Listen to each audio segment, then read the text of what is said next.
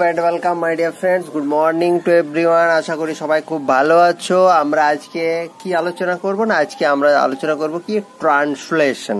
ওকে, biology translation না, আমরা Bengali to English translation করব, ট্রান্সলেট করব। কারণ দেখ, ওয়েস্ট বেঙ্গলে দেখতেই পাচ্ছ মিসেলেনিয়াস আছে, ডাব্লিউবিসিএস মেন্স আছে, ওয়ারেজ ক্লার্কশিপের এক্সাম আছে, সেখানে ডেসক্রিপটিভ লিখতে হয়। তো বেঙ্গলি এবং ইংলিশ থেকে এই ট্রান্সলেশন তো আসবেই, তো আমরা সেটা একটু করার চেষ্টা করব। আমরা অলরেডি একটা প্লেলিস্ট আমার তৈরি করা আছে ট্রান্সলেশনের, সেখানে আমরা ছোট ছোট প্যাসেজ ধরে আলোচনা করার চেষ্টা করছি, আজকেও করব।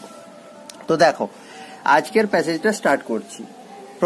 প্রথম যে সেন্টেন্সটা আছে সেখানে বলা আছে, নোবেল পুরস্কার লাভের পর রবীন্দ্রনাথের নাম সমস্ত পৃথিবীতে ছড়াইয়া পড়িয়াছিল। Perfect tense. তাহলে নোবেল পুরস্কার লাভের পর একটা কাজ হচ্ছে, ট্রেন আসিবার পর, মানে আমরা স্টেশনে পৌঁছানোর পূর্বেই হচ্ছে কি হলো, ট্রেনটি ছাড়লো। তারপরে নোবেল পুরস্কার লাভের পর রবীন্দ্রনাথের নাম সমস্ত কি হলো, পৃথিবীতে ছড়াইয়া পড়িয়াছিল।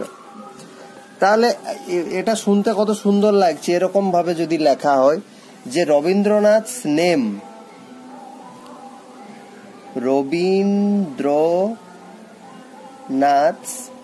রবীন্দ্রনাথের নাম, ঠিক আছে, spread over, Rabindranath name spread, ওভারটা পরে লিখছি, স্প্রেড ছড়িয়ে পড়েছিল, অল ওভার দ্য ওয়ার্ল্ড, সমগ্র পৃথিবীতে, ঠিক আছে।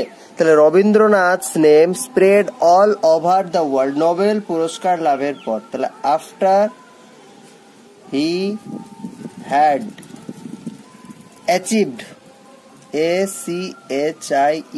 achieved the Nobel Prize। বোঝাতে পারলাম?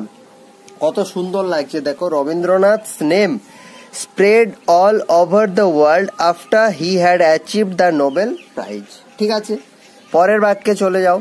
তাহার রচনা পড়িবার জন্য সর্বদেশের লোক উদ্গ্রীব হইয়া উঠিল। তাহলে সর্বদেশের লোক, পিপল ফ্রম অল কান্ট্রিজ, সর্বদেশের লোক কি হয়ে গেল, উদ্গ্রীব হইয়া পড়িল। তার মানে বিকেম ভেরি এগার, আগ্রহী হয়ে উঠিল। তার টু রিড, পড়তে, টু রিড ইজ তার রচনা, রাইটিং, ঠিক আছে। তাহলে পিপল ফ্রম অল কান্ট্রি, সর্বদেশের লোক, became very eager to read his writing. Okay, চলো পরের বাক্য বলছে, নানা ভাষায় তাহার গ্রন্থ অনুদিত হইতে লাগিল। অনুদিত মানে কি, মানে ট্রান্সলেট। আমরা যেরকম বাংলা লেখাটা ইংলিশে ট্রান্সলেট করছি, সেরকম রবীন্দ্রনাথ ঠাকুরের লেখাটা বিভিন্ন ভাষাতে ট্রান্সলেট হতে লাগলো। তাহলে নানা ভাষায় তাহার গ্রন্থ, গ্রন্থ মানে কি, হিজ বুকস ওয়ার ট্রান্সলেটেড, নানা ভাষায় ট্রান্সলেটেড হতে লাগলো, ইন ভ্যারিয়াস ল্যাঙ্গুয়েজ, ঠিক আছে, ইন ভ্যারিয়াস ল্যাঙ্গুয়েজেস। তাহলে নানা ভাষা ট্রান্সলেট হতে লাগলো তার বইগুলো। নেক্সট বলছে, দেশের প্রতি রবীন্দ্রনাথের প্রেম সুগভীর হইলেও বিদেশকে তিনি কখনো ঘৃণা করেন নাই। ঠিক আছে, বিদেশকে তিনি কখনো ঘৃণা করেন নাই। এই সেন্টেন্সটা 2-3 ভাবে লেখা যায়, বাট যে কোনো ভাবে লিখবে। তাহলে আমি এরকম ভাবে লিখছি, he never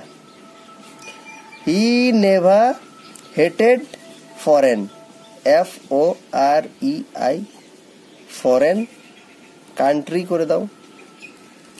he never hated foreign countries, দো, দেশের প্রতি রবীন্দ্রনাথের প্রেম, দো হি হ্যাড অ্যান ইমেন্স লাভ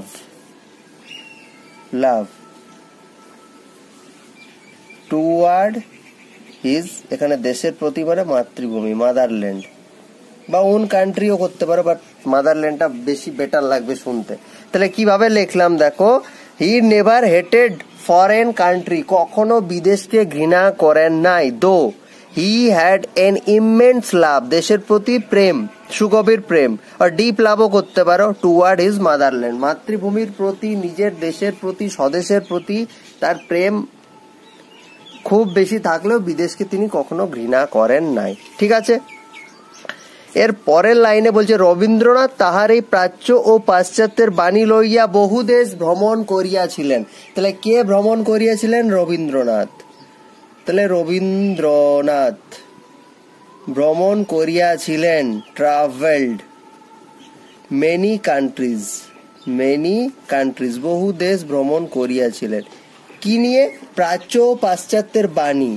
তাহলে কান্ট্রিজ উইথ দ্য মেসেজ, বাণী মানে কি? Message. With the message of the union of east and West. দেখো, প্রাচ্য এবং পাশ্চাত্য, প্রাচ্য মানে হচ্ছে তোমার ইস্ট, পাশ্চাত্য মানে হচ্ছে ওয়েস্টার্ন কান্ট্রিগুলোকে পাশ্চাত্যের দেশ বলা হয়, ইস্টার্ন গুলোকে প্রাচ্যের দেশ বলা হয়। তাহলে রবীন্দ্রনাথ বহু দেশ ভ্রমণ করিয়াছিলেন। Rabindranath travelled many countries. কি নিয়ে? এই প্রাচ্য ও পাশ্চাত্যের বাণী। প্রাচ্য মানে মিক্সচার নিয়ে, প্রাচ্যের বাণী পাশ্চাত্যের বাণী দুটোকে মিক্স করে, মানে ইউনিয়ন। তাহলে with the message of the union of east and West. I hope বোঝাতে পারলাম। সব থেকে শেষের বাক্যটা হচ্ছে যেখানেই তিনি গিয়াছেন সেখানেই লোকে তাকে সাদর অভ্যর্থনা করিয়াছে এবং সাগ্রহে তাহার বাণী শ্রবণ করিয়াছে। তাহলে যেখানেই তিনি গিয়াছেন, যেখানেই মানে হোয়ার এভার হি ওয়েন্ট, যেখানেই তিনি গিয়াছেন সেখানেই লোকে তাকে সাদর অভ্যর্থনা করিয়াছে। তাহলে পিপল welcomed him wholeheartedly, সাদর অভ্যর্থনা করিয়াছে, wholeheartedly, and এবং সাগ্রহে তার বাণী শ্রবণ করিয়াছে, and listened his message। এখানে হতো না, এখানে মেসেজ স্পেলিংটা ভুল করেছি, মেসেজ। ঠিক আছে, এখানে মেসেজ বানানটা ভুল করেছি, কারেকশন করে নেবে। এখানে দেখো ঠিকটা লিখছি, and listen his message, সাগ্রহে, এগারলি করতে পারো, এগারলি। ঠিক আছে, এবং লিসেন করেছে, লিসেন মানে হচ্ছে মন দিয়ে শোনা। ঠিক আছে, তোমরা সবাই জানো, একটা এখানে বলে দিচ্ছি, লিসেন মানেও শোনা, আর হেয়ার মানেও শোনা। কিন্তু এই লিসেন মানে হচ্ছে মনোযোগ দিয়ে শোনা, হেয়ার মানে জাস্ট শুনছো। ঠিক আছে, এক কান দিয়ে শুনে এক কান দিয়ে বের করে দিচ্ছ, বাট লিসেন মানে হচ্ছে শুনছো, মন দিয়ে শুনছো। ঠিক আছে, বোঝাতে পারলাম?